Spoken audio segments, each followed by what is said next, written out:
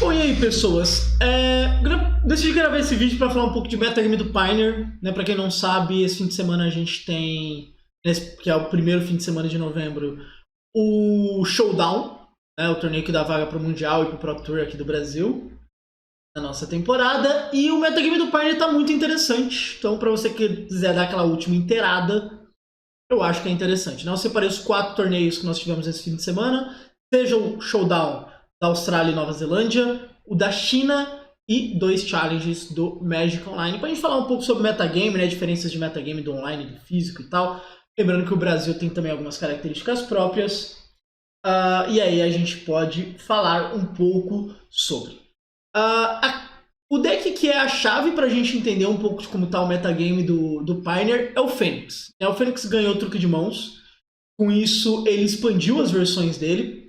E a gente tem um challenge aqui com mais de um Fênix. Pode explicar bem isso pra gente. Aqui tem 4. Nesse daqui tem 1, mas a gente ainda pode entender um pouco melhor o que está acontecendo. Né? Então, a gente tem o que eu gosto de chamar de Big Fênix, porque ele usa Temporal Trespass e tal, usa Ledger. É o Fênix que a gente já conhece, tá? Com truque de mãos e tal.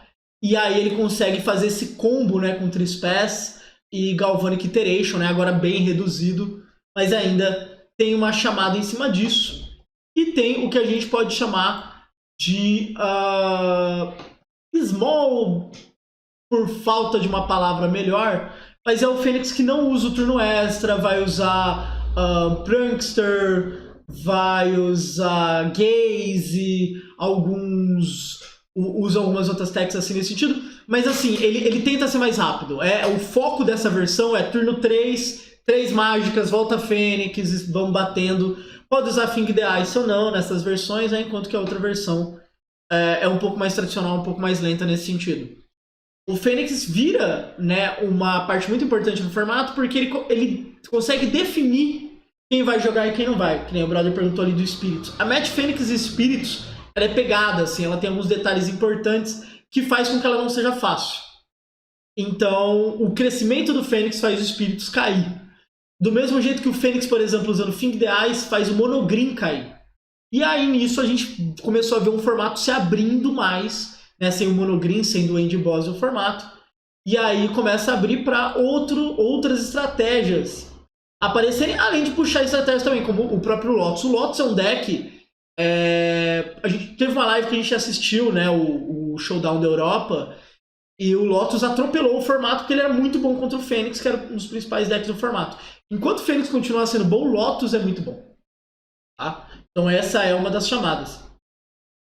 Mas assim, a gente vê Monogreen caindo, a gente vê Sacrifice caindo, o que chamou de volta para o formato o hack dos mid-range. O hack dos mid-range cresceu muito de novo, né? Ele tinha caído bastante. No último Showdown que a gente teve, na última temporada de Showdown, inclusive, o deck ainda era muito jogado, mas não estava fazendo muitos resultados, por conta de que Sacrifice e Monogreen estavam muito populares. Mas agora a gente vê a volta, né? E esse hack dos mid, nesse fim de semana não foi exatamente o melhor fim de semana de todos do deck, mas ele volta a ser interessante. E a gente vê também aparecendo decks agressivos de novo. Então, Boros Convoke, Boros Heroic, todos também são decks aparecendo, né? O formato vai começando a fazer aquele pedra, papel, tesoura, onde decks vão tentando se encaixar. E a gente vai tendo alguns capítulos interessantes. Falando de como foi na Nova Zelândia. Esse daqui é o chaveamento suíço, tá?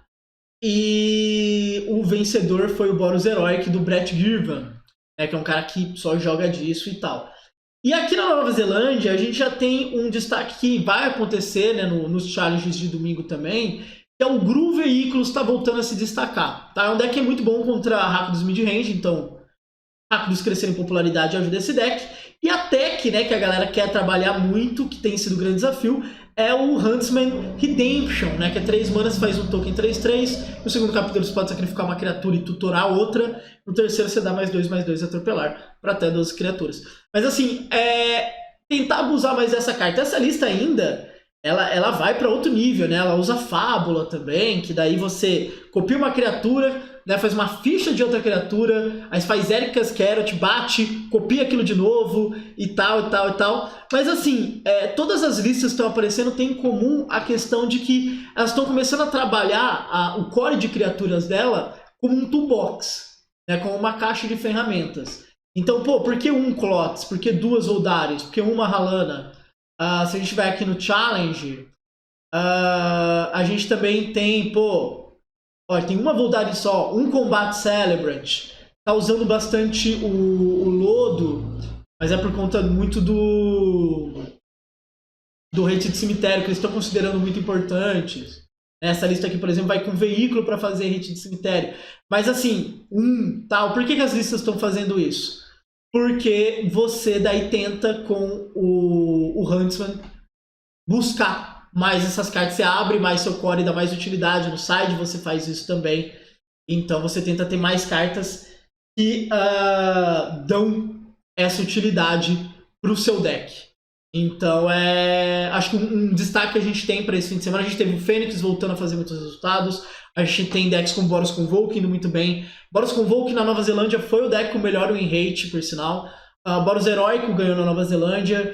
Aqui na China, a gente tem o Convoke também indo bem. A gente tem Griselfang também.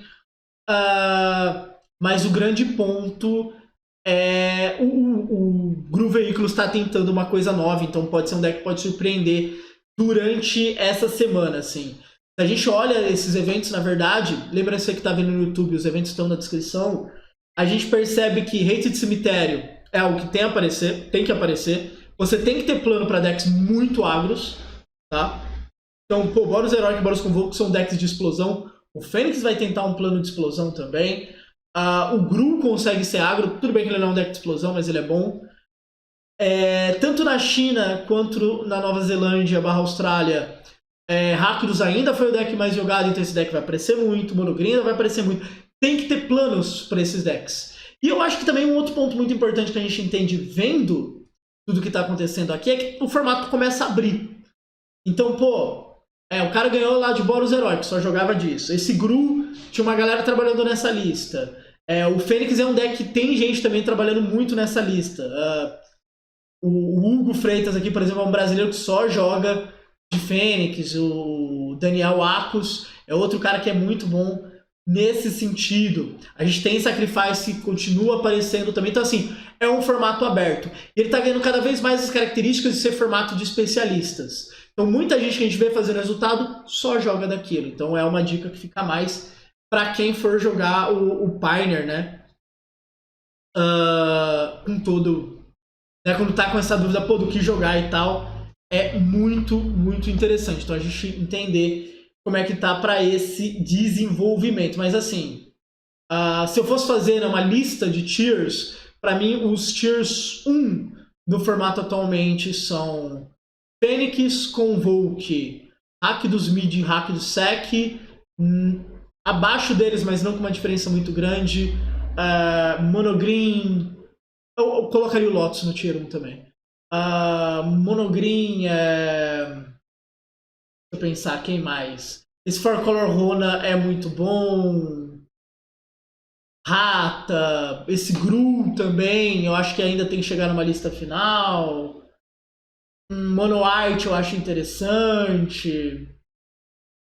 Acho que a gente consegue ter uma lista legal ali. Pra mim, Spirits não tá exatamente no melhor momento. Tem muito deck mais agro aparecendo, vindo junto nessa leva do que das baralhas estão aparecendo. Mas é sempre um deck muito bom também no Pioneer, assim. Não, Humanos pra mim seria um tier 1,5, tier 2. Tier 2 eu acho que mais.